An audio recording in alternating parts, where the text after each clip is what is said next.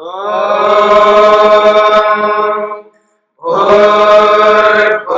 स्वः तत्सवितुर्वरेण्यं भर्गो देवस्य धीमहि धियो यो नः प्रचोदयात्।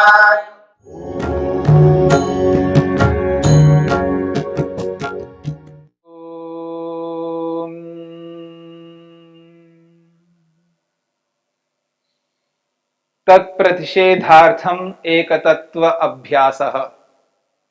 विघ्नों को दूर करने के लिए केवल मात्र परमपिता परमात्मा का निरंतर अभ्यास करते जाना,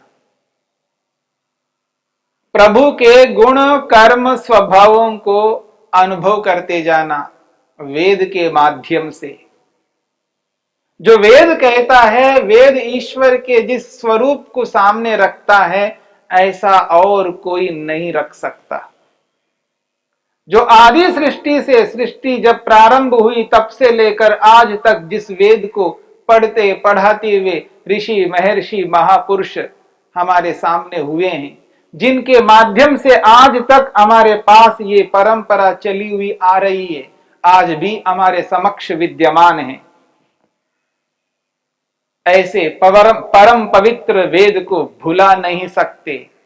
वेद के आदेश उपदेश को सतत स्वीकार करते हुए, वेद के माध्यम से जो ईश्वर हमारे समक्ष जिन नियमों को प्रस्तुत किया है, उन नियमों का जब व्यक्ति पालन करता है तब व्यक्ति रोगों से रहित हो सकता है। और जब व्यक्ति और ईश्वर के निकट जाना चाहता है तो उस ईश्वर को मित्र बना ले।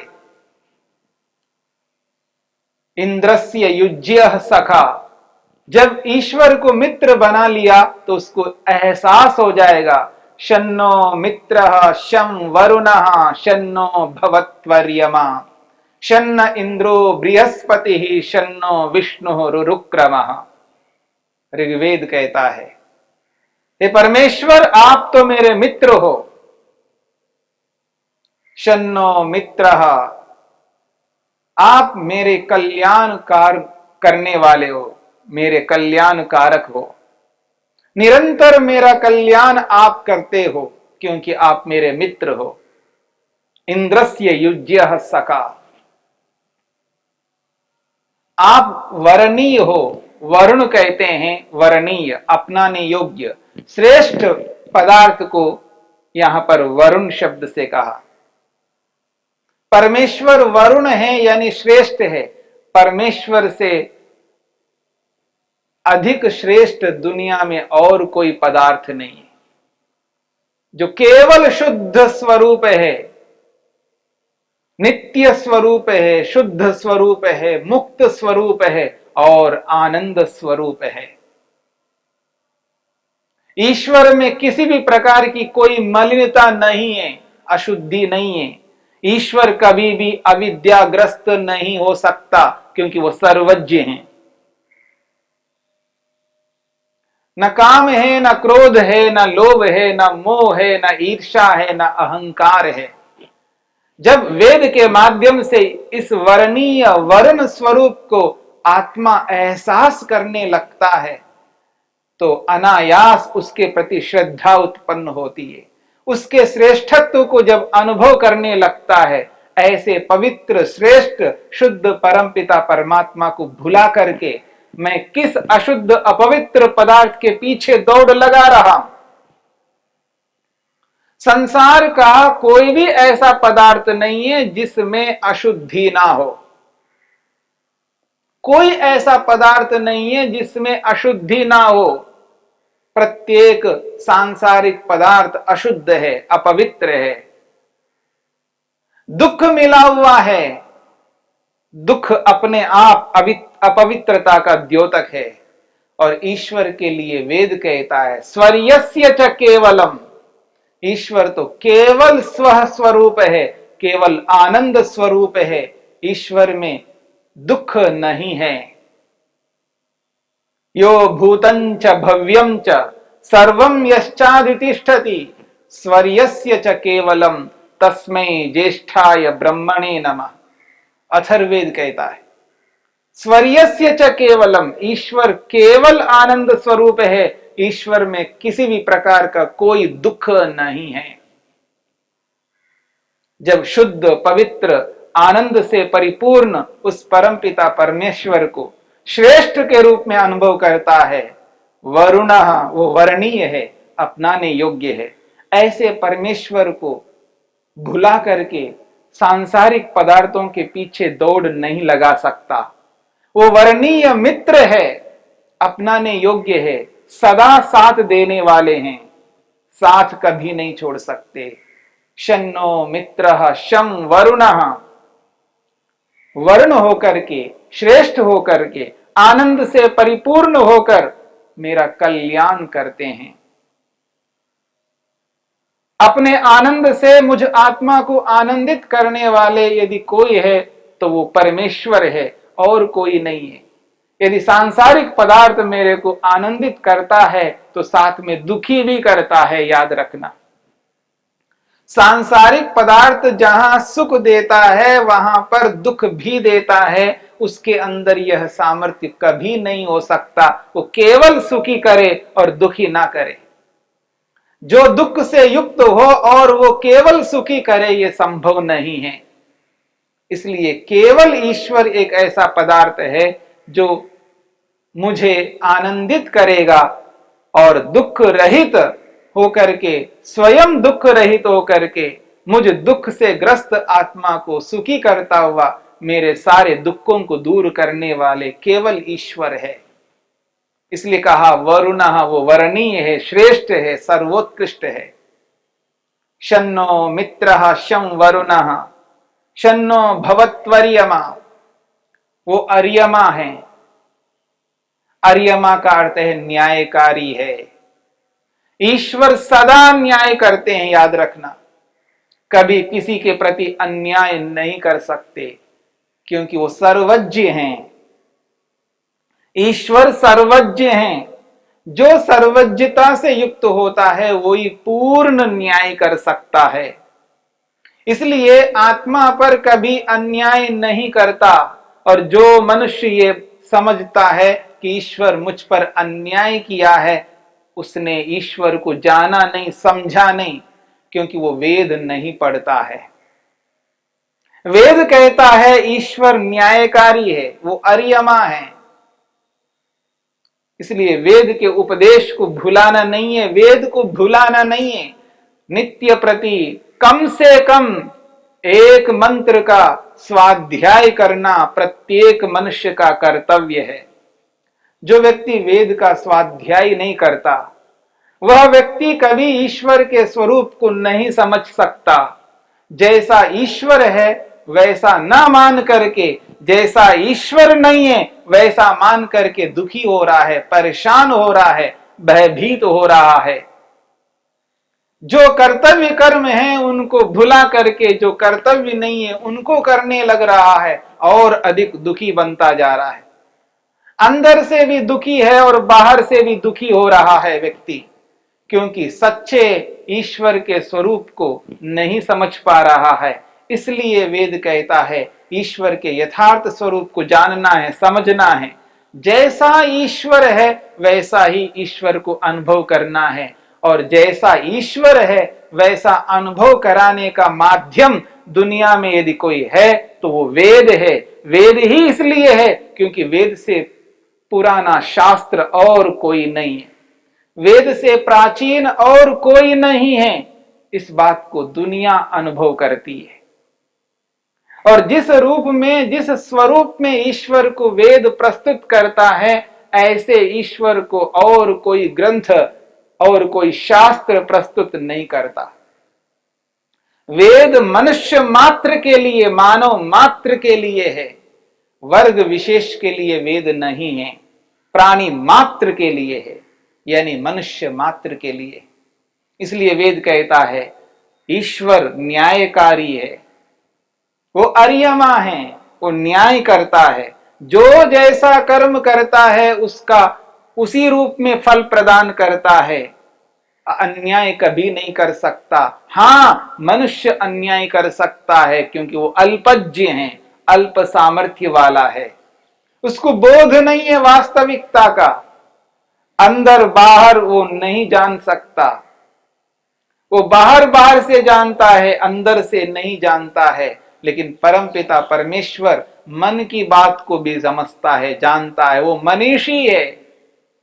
यजुर्वेद के मंत्र में हमने पढ़ा है, ईश्वर मनीषी है, वो मन को भी अच्छी तरह जानता है, वो मन के भी स्वामी है, मन को भी देखता है, मन पर भी नियंत्रण रखने वाला है, मन के कर्मों को भी वो जान करके समझ करके मन में क्या चल रहा है उस बात को एहसास करके मानसिक रूप में करने वाले कर्मों को ध्यान में रखते हुए वो न्याय करता है, केवल ऊपर ऊपर से नहीं देखता है।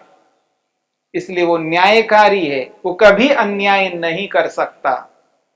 शन्नो मित्रः शं वरुणः शन्नो भवत्वर्यमा शन्न इंद्रो बृहस्पतिः शन्नो विष्णुः रुरुक्रमः।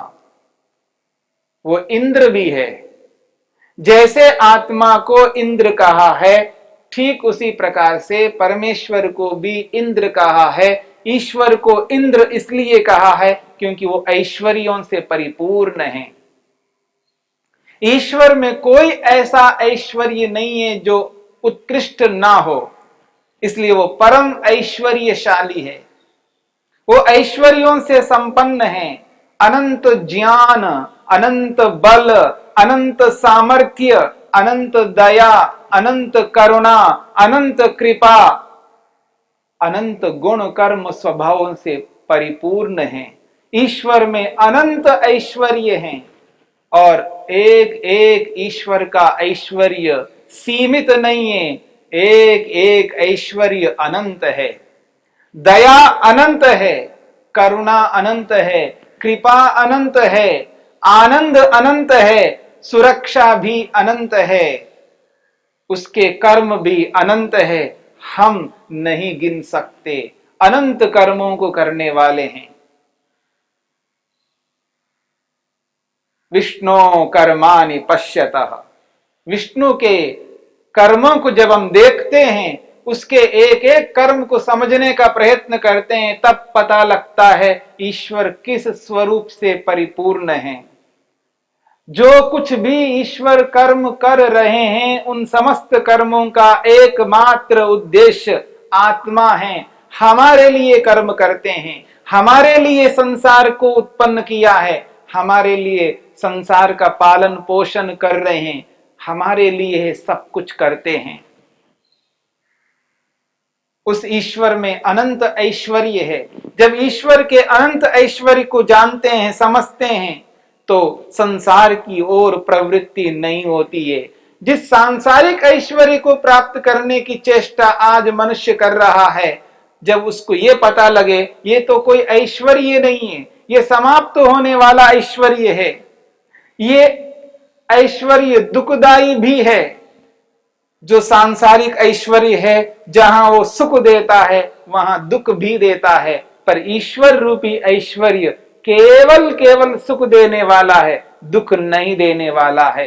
स्वर्यस्य च केवलम, वेद कहता है केवल आनंद से परिपूर्ण है, ईश्वर में किसी भी प्रकार का कोई दुख नहीं है। इसलिए ईश्वर के यथार्थ स्वरूप को हमें समझना है। जब ईश्वर के यथार्थ स्वरूप को हम समझते हैं, जानते हैं, तब ईश्वर के प्रति जो श्रद्धा उत्पन्न होती है, जो आकर्षण उत्पन्न होता है, जो ईश्वर के प्रति जो विश्वास मन में बनता है, ईश्वर की व्यापकता को जब अनुभव करने लगता है व्यक्ति, ईश्वर की सर्वज्ञता को एहसास करने लगता है, उसके न्याय को समझने लगता है, उसके आनंद को अनुभव करने लगता है, तब व्यक्ति पाप नहीं कर सकता। ईश्वर की शक्ति के सामने आत्मा की शक्ति नगण्य है, बिल्कुल नगण्य है, ना के बराबर है। इतना अल्प सामर्थ्य वाला मैं सर्वशक्तिमान परमात्मा के समक्ष रहकर उसका विरोध नहीं कर सकता, उसके अनुशासन का तिरस्कार नहीं कर सकता, उसके न्याय को नजरअंदाज नहीं कर सकता। जब ऐसा है तो मैं पाप कैसे कर पाऊंगा? जब मैं ईश्वर प्रणिधान करता हूं, ईश्वर की सर्वशक्तिमत्ता को अनुभव करता हूं, उसकी व्यापकता को, उसकी सर्वज्ञता को, उसके न्याय को एहसास करता हूं, तो मैं पाप नहीं कर सकता। क्योंकि जो मेरे कर्म हैं, मेरे कर्मों पर ही निर्भर करता है कि मैं ईश्वर को पा सकूंगा या अथवा नहीं पा सकूंगा। जब मैं ईश्वर को पाने में समर्थ होता हूं, तभी तो अपने प्रयोजन को पूर्ण करूंगा।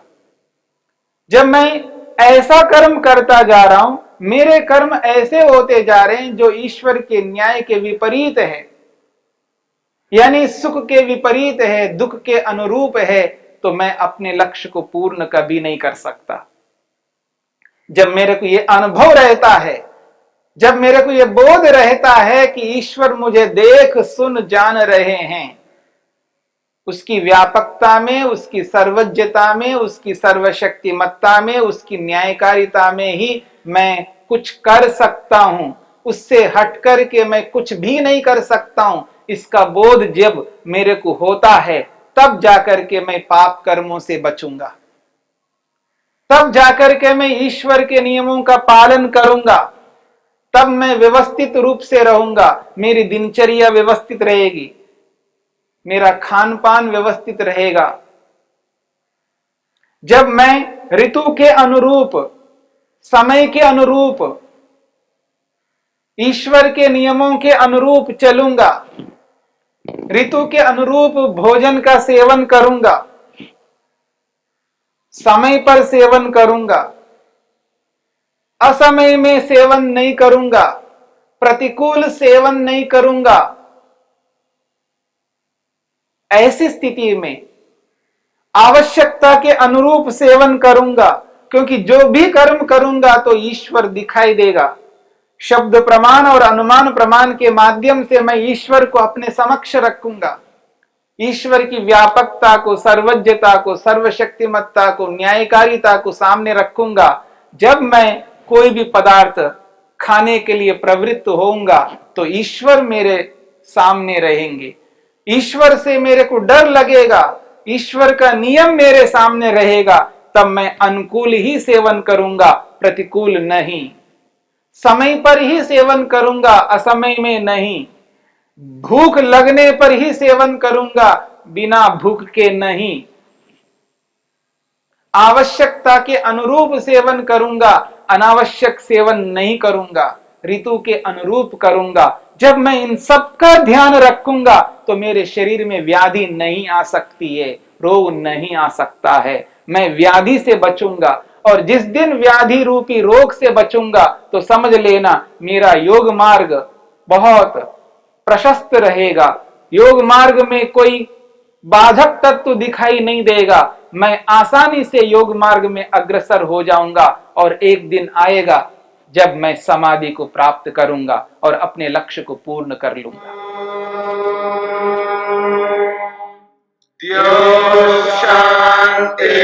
शांतिरंतरिक्षं शांति पृथिवी शांतिरापः शांतिरोषधयः शांतिः वनस्पतयः शांतिर्विश्वे देवाः शांतिर्ब्रह्म शांति सर्वं शांति शांतिरेव शांति क्षमा शांतिरेधि। ओम शांति शांति शांति।